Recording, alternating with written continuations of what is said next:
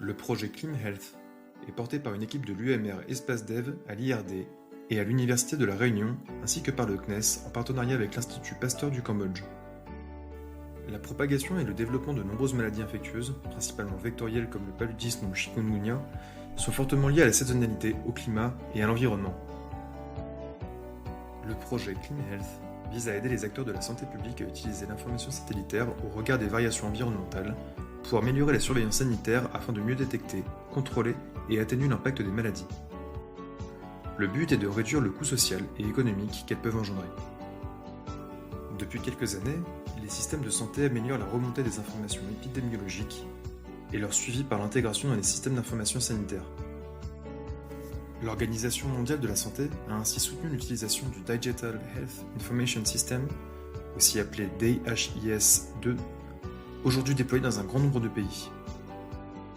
Malgré une demande croissante des services de santé, ces systèmes n'intègrent pas de données climatiques et environnementales en tant que facteurs de prédiction des dynamiques sanitaires. Le projet Clean Health met à disposition de manière opérationnelle la connaissance issue de l'observation spatiale du climat et de l'environnement à des fins de surveillance sanitaire pour compléter les systèmes d'information existants. Pour cela, le projet est réalisé en 2 temps. Dans un premier temps, le développement d'une première application visant à créer un démonstrateur s'appuyant sur les données épidémiologiques de la leptospirose à Yangon au Myanmar pour prédire les environnements et les périodes favorables à la transmission de la maladie lepto-Yangon. Dans un second temps, l'intégration du module opérationnel dans le système d'information DHIS2. Cette application permettra le téléchargement des données, leur traitement pour la création de séries temporelles et la recherche et la visualisation de relations entre les données épidémiologiques et environnementales. Cet outil mettra facilement à disposition de l'information issue de ces données, sans nécessité de connaissances en acquisition et traitement d'images. Pour concevoir l'outil, le projet s'est en premier lieu attaché à automatiser le suivi des dynamiques environnementales en analysant les images du satellite Sentinel-2. Cette automatisation repose sur l'outil Sen2Chain, développé préalablement par l'équipe du projet S2 Malaria, pour créer des séries temporelles d'indicateurs environnementaux sur les lieux d'intérêt.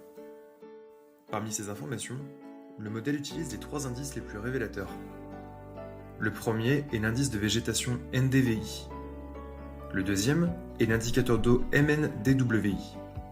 Et le troisième est celui d'humidité NDWI-GAO. La base statistique du modèle prédictif consiste à comparer les indices au regard du lieu et de la date d'apparition des cas positifs, probables et négatifs. Celle-ci sera en mesure d'indiquer à un utilisateur l'apparition de conditions environnementales favorables à la transmission de la maladie. Le projet vise donc à développer des outils libres basés sur des données spatiales libres afin d'être déployables dans différents contextes de surveillance sanitaire. En fonction des résultats du projet Clean Health, de nouvelles fonctionnalités pourront être développées pour améliorer l'alerte précoce et guider le contrôle des maladies.